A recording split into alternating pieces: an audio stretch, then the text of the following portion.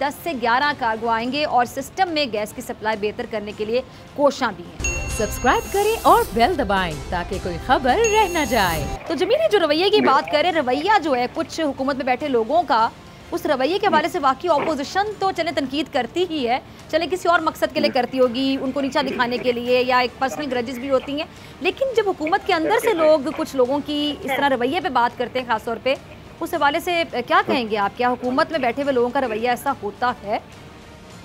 देखें, ग्रीवेंसेस शकूर शाद साहब के बड़े जेन्युइन हैं। ये किसी भी नजरियाती पॉलिटिकल वर्कर के ग्रीवेंसेस हो सकते हैं।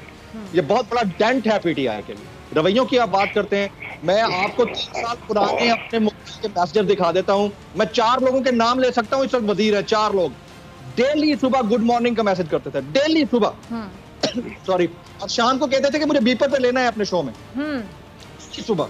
और अब उनकी हालत यह है कि आप उनको कॉल करें, आप उनको मैसेज करें, 10 दिन तक आपको रिप्लाई नहीं आएगा। 10 दिन क्या, 3 साल हो गए रिप्लाई नहीं आया। ये वो लोग हैं, इनके गले में आ जाता है सरिया।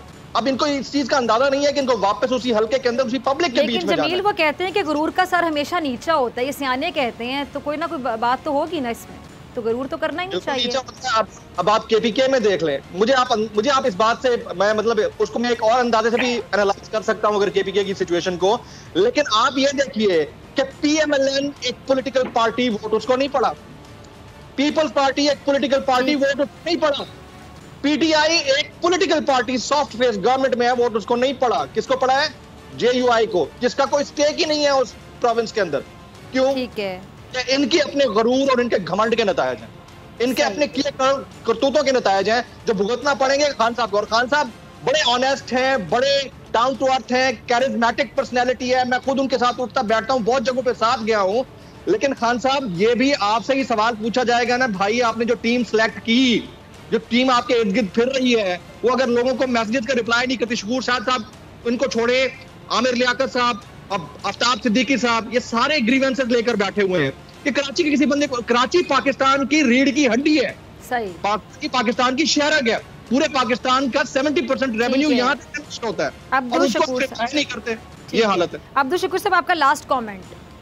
जी, क्या कहना चाहेंगे लास्ट? मैं ये कहना चाहूंगा कि केपीके के जो रिजल्ट आए हैं, अगर केपीके के लीडर भी वक्त पर ये इस आवाज को उठाते जिस तरह आज हम उठा रहे हैं आवाज कि भाई ये ज्यादती हो रही लोगों के साथ, तो शायद लोगों का रवैया कुछ चेंज होता।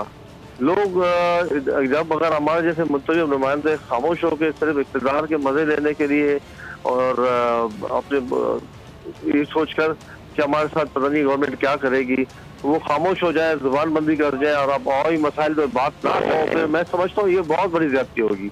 तो इसलिए हम तो अपनी जंग लड़ रहे हैं और हम अपनी जंग लड़ते रहेंगे और इंशाल्लाह ताला वो क्या नाम है आखिरी दम तक, चाहे इक़्तिदार हो ना हो, ये ओहदे आज आनी जानी चीजें हैं, आज है कल नहीं होंगे, लेकिन हमें फख्र है कि हम अपने लोगों के दरमियान थे और हैं इंशाल्लाह जब तक चाहे तो रहेंगे उनके साथ।